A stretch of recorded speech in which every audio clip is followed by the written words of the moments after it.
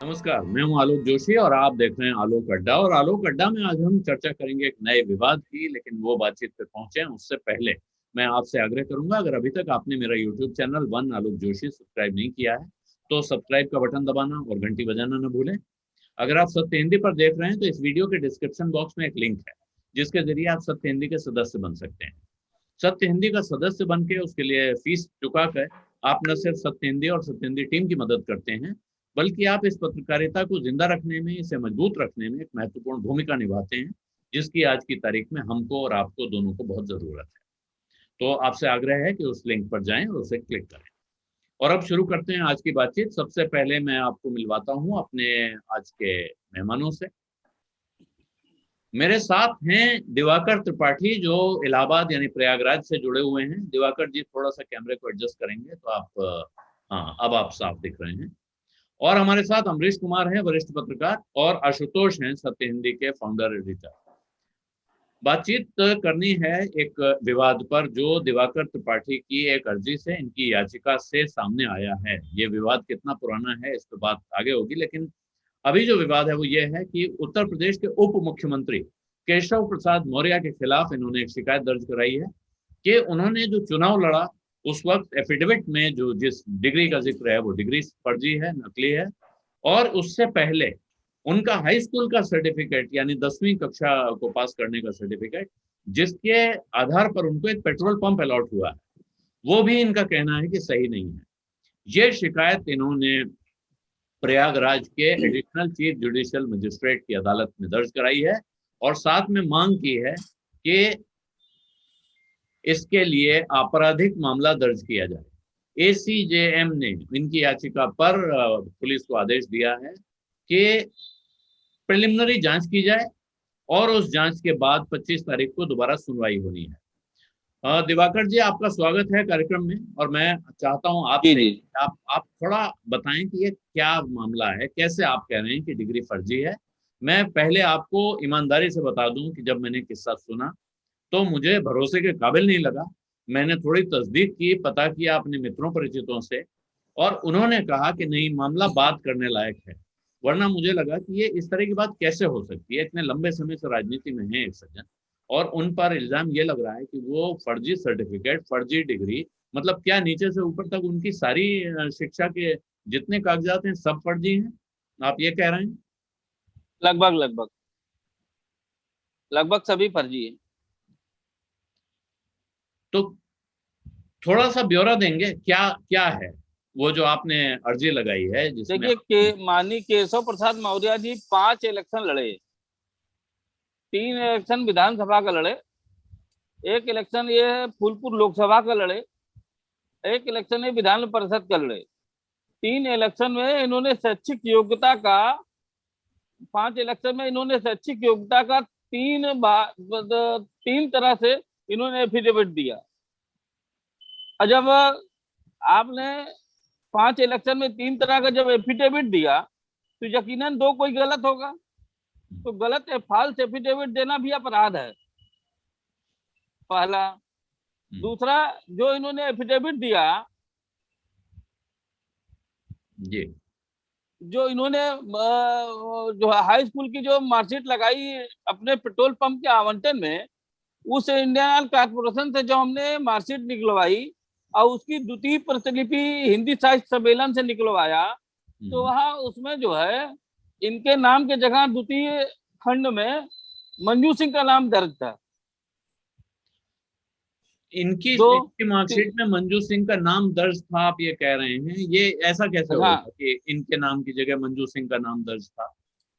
अब द्वितीय खंड में तो भाई सेकंड ईयर में हाँ। इनके जगह मंजू सिंह का नाम दर्ज था। हमने तो इनके रोल नंबर और इनके सन पे द्वितीय प्रतिलिपि वहां से मंगवाई, जी। निकलवाई पैसा जमा करके काउंटर से। तो हाँ। मालूम चला कि यह इसमें मंजू सिंह का नाम दर्ज है, तृतीय खंड में थर्ड ईयर में इनका नाम दर्ज है। तो हमने कहा कैसे हो सकता है कोई आदमी फर्स्ट ईयर सेकंड ईयर पढ़ा ना हो, थर्ड ईयर में हो जाए उसका एनरोलमेंट।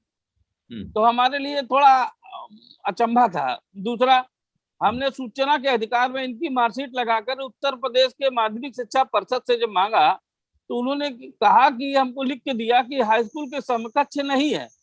हम्म। तीसरा, हमने उच्च शिक्षा से जब इनके मार्कशीट को लगा कर मांगा तो उन्होंने लिख के दिया कि यह बीए के समकक्ष नहीं है। तो हमने इंडियन ऑयल कारपोरेशन के कार्यकारी निदेशक को कई पत्र लिखा कि जब ये हाई स्कूल के समकक्ष नहीं थी तो आपने हाई स्कूल के समकक्ष पात्रता बहुत अनिवार्य है, आपने इनको डीलरशिप कैसे दे दिया, इसकी जांच क्यों नहीं किया। जी। और इन्हीं सब विषयों को लगाकर हमने तमाम जगह चीफ सेक्रेटरी को, मुख्य सचिव को और गृह सचिव को, जिलाधिकारी को, निर्वाचन अधिकारी को, तमाम जगह जब शिकायतें पत्र इनके खिलाफ भेजी और कोई कार्रवाई नहीं हुई तो माननीय न्यायालय के शरण में हमको 156(3) के अंतर्गत आना पड़ा। जी, और अब 156(3) के तहत जो कार्रवाई हुई है, जो कहा गया है कि अब जांच की जाए, आपको उम्मीद है कि 25 तारीख को जो फैसला आएगा उसमें कोई आपराधिक मुकदमा दर्ज हो जाएगा? 100% हम एकदम कन्फर्म है, क्योंकि हमने उनकी द्वितीय प्रतिलिपि भी निकलवाई हिंदी साहित्य सम्मेलन से और सूचना के अधिकार के हमारे पास पूरे रिकॉर्ड हैं जो शासन ने हमको दिया है, उत्तर प्रदेश सरकार ने। हम उससे 100% कन्फर्म है कि यह इनकी डिग्री फर्जी है। और हमने यह सोचा कि पॉलिसी मेकर हैं, ये डिप्टी सीएम हैं, उत्तर प्रदेश के बहुत बड़े पद पे हैं, नियम कानून बनाते हैं, ऐसे व्यक्ति अगर इस तरह से फराड करेंगे तो जनता के साथ एक बहुत बड़ा धोखा है, देश कहाँ जाएगा। जी, दिवाकर जी, ये सवाल ये बनता है कि आप भारतीय जनता पार्टी के कार्यकर्ता हैं, उसके नेता हैं, आप अपनी ही पार्टी के उप मुख्यमंत्री के खिलाफ इस तरह का आरोप लगा रहे हैं, ये आपको राजनीतिक तौर पर कैसे सही लग रहा है? हम इसको भारतीय जनता पार्टी की इंटरनल पॉलिटिक्स क्यों नहीं मानते? नहीं, ऐसा है, ये हम लोगों का जो संघ परिवार का जो भ्रष्टाचार के खिलाफ शिष्टाचार रखते हुए जो हम लोगों का जो अभियान है उसमें सबसे प्राथमिक पाठशाला है। कोई अपने बीच का व्यक्ति अगर भ्रष्टाचार में लिप्त है तो उसको भी सही राह पे ले आना हमारा कर्तव्य है। तो आपने संगठन के अंदर ये सवाल नहीं उठाया? संगठन के अंदर हमने माननीय डॉक्टर कृष्ण गोपाल जी को दिया था, मैंने क्षेत्र प्रचारक जी को दिया था। जब हमने देखा कि कोई कार्रवाई नहीं हो रही है तो हमको 156(3) के अंतर्गत आना पड़ेगा। तो आपका कहना है कि भारतीय जनता पार्टी या राष्ट्रीय स्वयंसेवक संघ दोनों के अंदर कोई भ्रष्टाचार के खिलाफ कार्रवाई करने को राजी नहीं है, जबकि आप साबित कर रहे हैं कि ये भ्रष्टाचार है? मैंने साल भर पहले दृष्टांत मैगजीन में यह छपवाया था और दृष्टांत मैगजीन के जरिए मैंने इनको संदेश भिजवाया था, बड़े नेताओं को भी संदेश भिजवाया था कि इनको कहीं साइडलाइन कर दीजिए, नहीं तो पार्टी चुनावी समय में कोई विपक्ष का व्यक्ति अगर इस मुद्दे को उठाएगा तो पार्टी की बड़ी किरकिरी होगी। मगर उन लोगों ने मेरी बात को नजरअंदाज किया जी। और इससे हमारा जो है हम मन में एक कुंठा उत्पन्न हुई, मन में एक क्रोध उत्पन्न हुआ कि क्या पूरे कुएं में भांग मिली हुई है। जी, तो मेरे साथ दो वरिष्ठ पत्रकार हैं, आशुतोष और अमरीश जी। मैं आशुतोष और अमरीश जी आप दोनों से आग्रह करूंगा, अगर आपके मन में कोई सवाल है जो आप दिवाकर जी से पूछना चाहते हैं तो वो पूछ लें, वरना फिर मैं आपसे सवाल पूछूं। अमरीश जी, आप। दिवाकर जी, क्या आपने केशव प्रसाद मौर्य जी के संज्ञान में ये बात लेकर आए थे? आपने उनको बताया? केशव प्रसाद मौर्य जी क्या, मैंने एक व्यक्ति को अपने भेजा था, मैंने कहा कि भाई देखिए आपकी फर्जी मार्कशीट है और दृष्टांत मैगजीन का हमने पूरा मैगजीन भेजा था उनको कि इस तरह से मैगजीन में मेरा वक्तव्य छपा है और अपने को आप ठीक कर लीजिए, अगर गलत हो तो और सही हो तो इस्तीफा दे दीजिए नैतिकता के आधार पे। तो उन्होंने हमारे उस व्यक्ति से कहा कि जाइए उनसे कहिए कि हमसे लड़ लें। तो मेरे पास कोई विकल्प नहीं बचा, तो हमने 156(3) के अंतर्गत फिर मुकदमा किया। दिवाकर जी, क्यों ना माना जाए कि आप रंजिशन ये काम कर रहे हैं? आप जानबूझ के अपनी पार्टी के एक बड़े नेता की छवि को खराब करने का काम कर रहे हैं चुनाव के ठीक मौके पर। देखिए, रंजिशन नहीं होता, क्योंकि मैंने इसके पहले भी पेंशन घोटाला नगर निगम का खोला था और हमने इलाहाबाद में जूची कटका रेलवे की जमीन का घोटाला खोला था और हमने ईसाई मिशनरियों के लगभग 3000 करोड़ का पूरा घोटाला खोला था, सबकी सीबीआई जांच तक करवाया था और लगभग सारे जो अभियुक्त थे, सारे कल्पित थे, सब केशव जी के सिंहासन के इर्द गिर्द बचाव के लिए घूमने लगे और ये हमारे ऊपर उल्टा प्रेशर बनाने लगे कि जाने दीजिए बहुत हो गया नेतागिरी। तो हमने कहा भाई कितने लोगों को फर्जी लोगों को, भ्रष्टाचारियों को माफ किया जाए। बताइए, ये हम लोगों का मिशन था। चुनाव के पहले, आप चुनाव के बाद डिप्टी सीएम बनने के बाद सब धीरे धीरे भूलते जा रहे हैं। हमने कई बार इनको याद दिलाने का प्रयास किया, मगर इनको याद ही नहीं आया। इसमें कोई रंजिश नहीं है। एक सवाल दिवाकर जी मेरा भी है। आपकी पार्टी में एक और शीर्ष नेता है, उनके खिलाफ भी आप कभी सोच सकते हैं कि उनके भी डिग्री का मामला विवादों में है? हमारे संज्ञान में आएगा तो हम करेंगे, हमारे पास साक्ष्य जब आएगा तो हम करेंगे। माननीय प्रधानमंत्री श्री नरेंद्र मोदी जी की डिग्री को लेकर के सवाल उठता है, आपके ध्यान में आया कभी ये बात? मेरे ध्यान में, मेरे पास देखिए, जो मेरे पास, मैं छोटे स्तर का नेता हूँ, इलाहाबाद मंडल का, इलाहाबाद जिले का, इलाहाबाद नगर का मैं कार्यकर्ता हूँ। तो बगल के सांसद हैं, बनारस के तो सांसद हैं भाई, वो एकदम बगल के हैं। एकदम बगल के हैं, मगर चूंकि हमारा रेंज उनके रेंज से बहुत दूर है, बहुत आगे हैं वो। हमारे रेंज के काफी, मतलब बहुत बड़े स्तर पे हैं, और हमारी उनसे कभी कोई वार्ता नहीं है। एक दो बार मुलाकात हुई है इलाहाबाद के राष्ट्रीय कार्य समिति में, एक दो बार और मुलाकात हुई काशी में। तो हमारा उनका कोई मामला हमारे संज्ञान में आया भी नहीं, किसी ने मुझको दिया भी नहीं। दिया होता तो यकीनन हम नहीं करते, कोई और करता तो ही है। थोड़ा सा दूसरी तरफ जाएं तो अब आपके अमेठी के सांसद हैं, उन पर भी, उनकी डिग्री को लेकर भी तमाम सवाल उठते हैं। वो अलग अलग, सर आपको बताए ना, हम इलाहाबाद के इर्द गिर्द ही रहते हैं, तो हमारा अमेठी और बनारस थोड़ा कम लोगों से वो संपर्क है। तो किसी ने हमको इस टाइप का किसी का मामला दिया नहीं। इनका चूंकि मामला, हम इनको चुनाव लड़वाए थे, इनका मामला चूंकि मेरे संज्ञान में था, इनको मैं कई बार समझाया भी, मगर ये नहीं माने।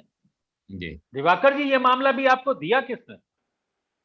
ये मामला दिया किसी ने नहीं। निर्वाचन में मैं बैठा था, तो निर्वाचन में एक दिन मैं सबका देख रहा था। इनका चूंकि मैं चीफ इलेक्शन एजेंट था लोकसभा के 2014 के इलेक्शन में। अच्छा जी। तो मैं इनका देख रहा था प्रोफाइल, तो मैंने देखा कि 5 इलेक्शन में 3 तरीके के एफिडेविट लगाए शैक्षिक योग्यता का। और सुनिए, हिंदी साहित्य सम्मेलन को सुप्रीम कोर्ट ने 2012 जनवरी में फेक इंस्टीट्यूट बताया। तो जब हिंदी साहित्य सम्मेलन मैंने देखा तो मेरे दिमाग में आया, हो ना हो ये फर्जी डिग्री है। तो उसके बाद मैंने जब इसका अन्वेषण किया तो डिग्री फर्जी पाई गई।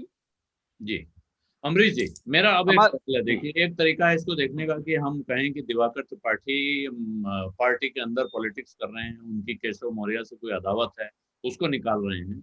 लेकिन जो सवाल ये उठा रहे हैं, क्या वो सवाल केशव प्रसाद मौर्य के लिए, भारतीय जनता पार्टी के लिए परेशानी का कारण बन सकते हैं चुनाव में? बिल्कुल परेशानी का कारण बढ़ेगा। अगर ये मामला कोर्ट के जरिए आएगा सामने, तो केशव प्रसाद मौर्य की जो दावेदारी है नेतृत्व के रूप में, वो फिलहाल तो किनारे जा सकती है, हाशिए पे जा सकती है। ये बहुत साफ है। आशुतोष, जब केशव प्रसाद मौर्य की दावेदारी इस वक्त किस चीज की है, हम सब जानते हैं। केशव प्रसाद मौर्य दावेदारी दरअसल वो खुद कर रहे हैं या उनके लिए दूसरे लोग कर रहे हैं। वो उत्तर प्रदेश के मुख्यमंत्री की कुर्सी पर दावा ठोक रहे हैं। चुनाव पार्टी जीतेगी या नहीं, ये तो अलग सवाल है, लेकिन उसके पहले ही ये दावेदारी बन रही है कि अगर पार्टी चुनाव जीतती है तो केशव प्रसाद मौर्य मुख्यमंत्री पद के एक मजबूत दावेदार होंगे। आपको इस आरोप में, इस कांड में और केशव प्रसाद मौर्य की उस दावेदारी में कोई रिश्ता जुड़ता दिखता है, और इससे वो कमजोर पड़ रहे हैं? नहीं, देखिए, अभी पहली बात तो ये कि अदालत ने अभी खाली प्रिलिमिनरी जांच के आदेश दिए हैं। तो जाहिर सी बात है कि अगर अदालत ने अगली जांच में अगर ये पाया कि ये जो आरोप लगाए जा रहे हैं वो आरोप सच्चे नहीं है, तो मामला खारिज भी हो सकता है। अगर खारिज होगा तो फिर वो उनके ऊपर किसी तरीके का कोई दाग नहीं लगेगा। लेकिन अगर प्रिलिमिनरी इन्वेस्टिगेशन के बाद अगर अदालत को लगता है कि नहीं, इसमें साक्ष्य जो दिए गए हैं वो साक्ष्यों में दम है, लिहाजा इसके ऊपर आगे कार्रवाई होनी चाहिए, लिहाजा इस पे आगे अगर जांच पड़ताल होनी चाहिए, तब जरूर उनके लिए एक बहुत चिंता का विषय होना चाहिए। और खासतौर पर ऐसे समय में जबकि पार्टी चुनाव लड़ने जा रही है और वो मुख्यमंत्री पद के प्रबल दावेदारों में से एक है। तो अभी थोड़ी सी हमें थोड़ा सा धैर्य रखना चाहिए और ये देखना चाहिए कि अदालत अगली सुनवाई में क्या जांच के आदेश देती है या जांच के आदेश नहीं देती है। अगर जांच के आदेश देती है और कहती है एफआईआर दर्ज की जानी चाहिए इस पे, तब निश्चित तौर पर एक गंभीर संकट। जी दिवाकर त्रिपाठी जी, आखिरी सवाल आपसे कि आपने कहा कि हमने कहा अपने संगठन के अंदर कि अगर चुनाव के वक्त कोई दूसरी पार्टी के लोग जान जाएंगे तो वो इसे मुद्दा बना देंगे, लेकिन आपने तो खुद, अब तो चुनाव सामने है उत्तर प्रदेश में, आपने ऐसे ही समय पे इसको क्यों मुद्दा बना दिया? 8-9 महीना रुक जाते। नहीं सर, चुनाव हम अगला तो हो 10 जाना, महीने हम तो साल भर पहले से इस मामले को लगातार मैगजीन में छपवाए और लगातार हम सतत संघर्ष कर रहे थे। और दूसरी बात आपको बता दें, लोग जो बोलते हैं कि आप इस पार्टी में रह के आप ऐसा कैसे कर रहे हैं, तो हमको क्षेत्र प्रचारक जी ने ईसाई मिशनरियों के खिलाफ आंदोलन के लिए लगाया था। मैं आंदोलन कर रहा था, लगभग 3,000 करोड़ का उनका घोटाला पकड़ लिया, सिर्फ सीबीआई जांच करवाई, सबको जेल भिजवाया, बहुत बड़ा यहाँ पे एक भंडाफोड़ हुआ। मुझको सरकार ने 2 गनर दिया था, इसके पहले वाली सरकार ने। माननीय केशव प्रसाद मौर्य जी ने उस षड्यंत्र के तहत मेरे गनर हटवा दिए और मैं काम कर रहा था, मुझको क्षेत्रीय उपाध्यक्ष पद से हटवा दिया। तो मैं विवश हो गया उनके खिलाफ यह सब करने के लिए। मैं तो लगातार 2 साल से उनके खिलाफ कर रहा हूँ। हाँ? तो आपका कहना है कि आप तो लगभग 2 साल से उनके खिलाफ काम कर रहे हैं, लेकिन अब ये काम इस जगह पहुंचा है जहां शायद इसका कोई असर हो। खास तौर पे अगर ये असर सामने दिखता है तो मुश्किल खड़ी हो सकती है केशव प्रसाद मौर्य के लिए। लेकिन मुश्किल क्या सिर्फ केशव प्रसाद मौर्य के लिए खड़ी होगी या भारतीय जनता पार्टी के लिए खड़ी हो सकती है? इस सवाल का जवाब तो मिलेगा जब इस मामले की अगली सुनवाई होगी और उस दिन अदालत इस पर क्या आदेश देती है। फिलहाल ये इसने उत्तर प्रदेश की राजनीति में एक तरह का बवंडर खड़ा किया है, इतना कह सकते हैं। दिवाकर जी, आपका बहुत बहुत धन्यवाद जुड़ने के लिए। जब ये किस्सा इस पार जाए या उस पार, तब हम इस पर फिर चर्चा करेंगे।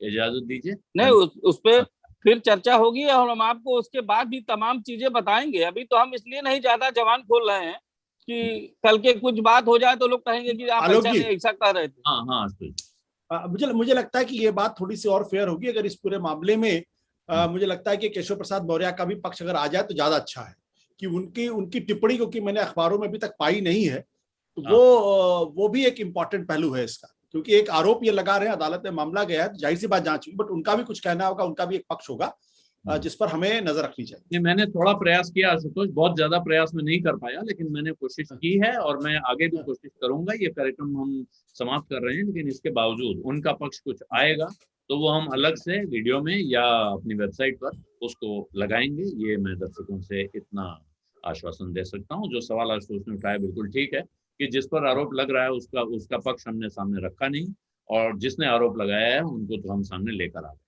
लेकिन मुझे लगता है जो सवाल हमने पूछे हैं उनसे केशव प्रसाद मौर्य की तरफ से कोई और सवाल पूछा जाता या ऐसा मुझे नहीं लगता है। हमने अपनी तरफ से दिवाकर त्रिपाठी जी से वो सवाल पूछ लिए हैं जो उनसे पूछे जाने चाहिए, और केशव मौर्य की तरफ से जो बयान आता है, कोई सफाई आती है इस विषय पर या वो अपना पक्ष रखते हैं, तो उसको हम सामने रखने की कोशिश करेंगे। और 25 तारीख को जिस दिन अगली सुनवाई है उस दिन तो मुझे लगता है दोनों पक्ष अपने आप ही सामने आ जाएंगे। अब मैं इजाजत चाहता हूं। धन्यवाद। सत्य हिंदी का ऐप डाउनलोड करें गूगल प्ले स्टोर पर।